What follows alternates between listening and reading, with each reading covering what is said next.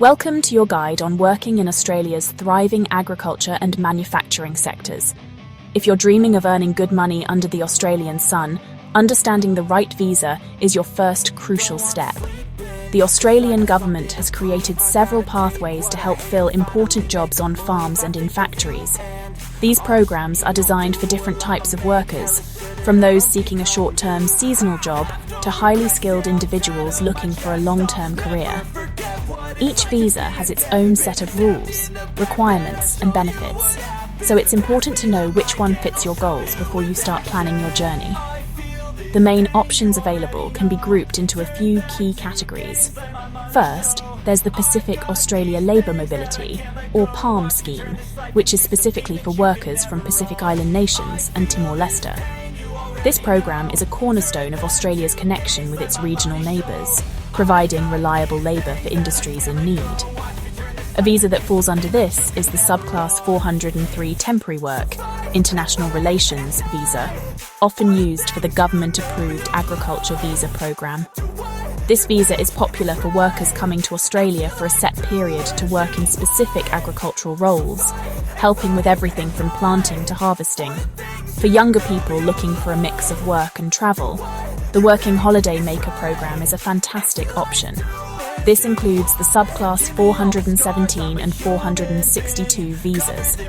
This visa allows travellers from eligible countries to fund their vacation by taking on short-term jobs, including vital roles in agriculture.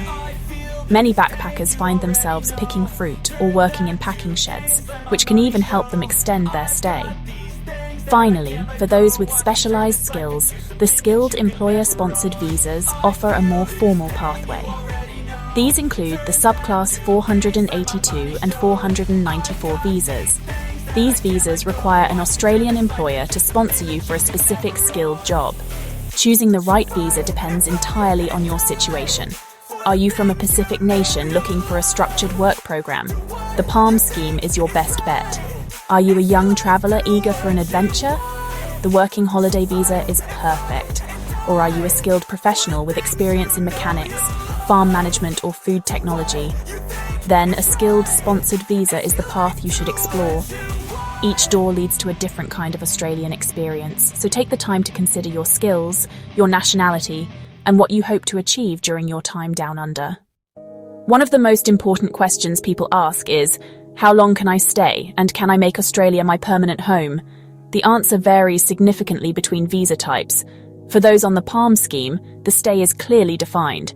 Seasonal workers can come to Australia for up to 9 months each year, returning home in between seasons. Long-term PALM workers, however, can secure contracts that last from 1 to 4 years, offering more stability.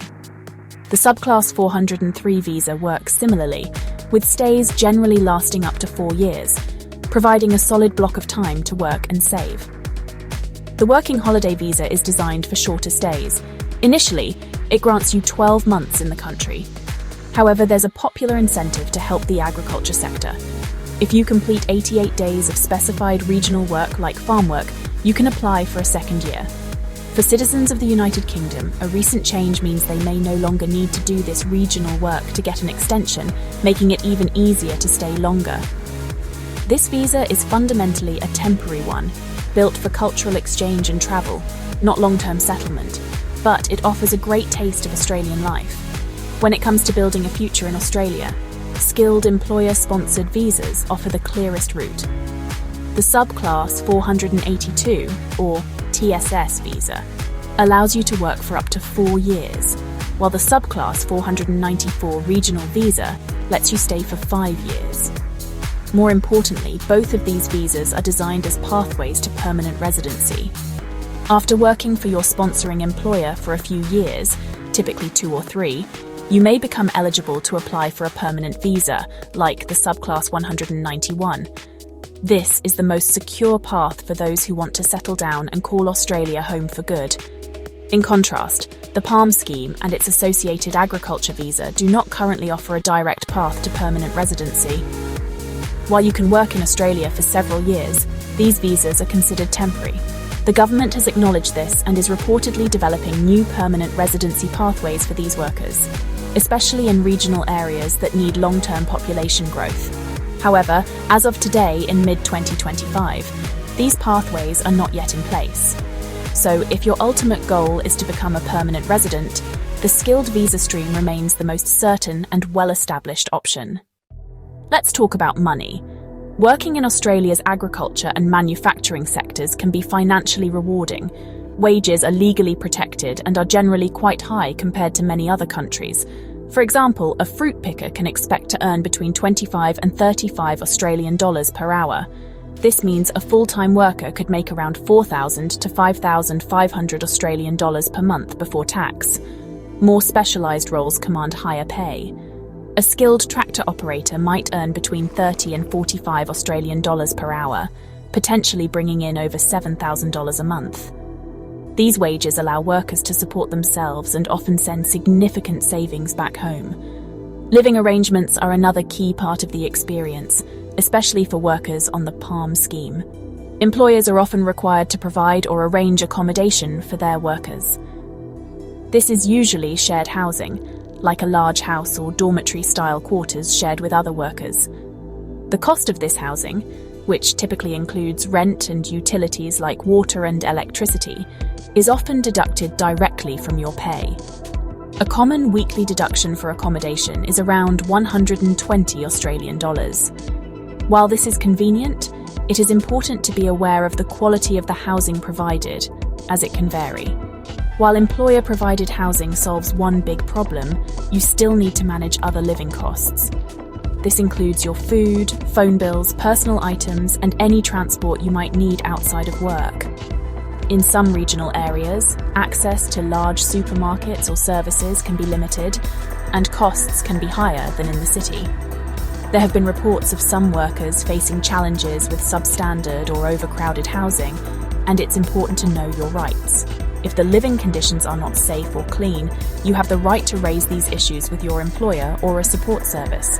It's crucial to have a clear understanding of all deductions from your pay. Besides accommodation, some employers may also deduct costs for transport to and from the worksite or for health insurance. These deductions must be reasonable and agreed upon in your contract. Always read your employment agreement carefully to understand what you will be paid and what costs will be taken out. This transparency helps you budget effectively and ensures there are no surprises on payday, allowing you to make the most of your financial opportunities in Australia. When you work in Australia, you are protected by Australian workplace laws, regardless of your visa type. This is a critical point to remember. You have the right to be paid the legal minimum wage and receive at least the minimum number of work hours specified in your contract, which for PALM scheme workers is usually at least 30 hours per week. Your employer is not allowed to underpay you, make you work in unsafe conditions, or take your passport.